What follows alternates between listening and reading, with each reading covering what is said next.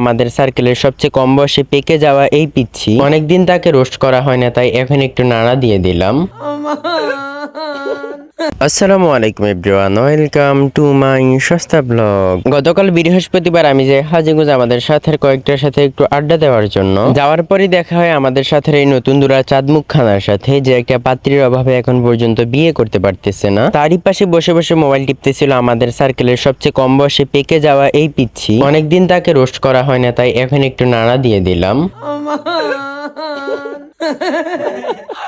তারপর আমরা মসজিদের অজুখানায় বসে বসে সেখানকার আশেপাশের মানুষদেরকে দেখতেছিলাম। আর সেখানে গেলে যে কত রং বেরঙের মানুষ দেখা যায়, যারা গিয়েছে তারা অবশ্যই বলতে পারবে। এসব দেখতে দেখতে ক্লান্ত হয়ে আমরা তিনজন যাই 3 গ্লাস আখের গুড়ের শরবত খাওয়ার জন্য। তারপর যাই রেল রাস্তার দিকে হাঁটার জন্য। সেখানে যাওয়ার আগে আমরা 3 জনের জন্য নিয়ে নিই 3টা চিপস আর 3টা দই প্লাস আইসক্রিম। তারপর সেগুলো খেতে খেতে আমরা রওনা দিই রেল রাস্তার ব্রিজের দিকে। ব্রিজে যাওয়ার আগে রেল রাস্তায় বসে বসে 3 জন মিলে নিজেদের মধ্যে সুখ দুঃখ, নিজেদের করা ভণ্ডামি কথাগুলো একজন আরেকজনের সাথে শেয়ার করতেছিলাম। দেন একটু সামনে গিয়ে সুন্দর লাইটের কিছু ভিউ নিয়ে নেই রিলস বানানোর জন্য। তারপর আবার 2 গ্লাস শরবত খেয়ে রওনা দেই নিজের গন্তব্যের উদ্দেশ্যে। ধন্যবাদ এভরিওয়ান এতক্ষণ পর্যন্ত আমার আজাইরা বকবক শোনার জন্য। আজকের জন্য আল্লাহ হাফেজ।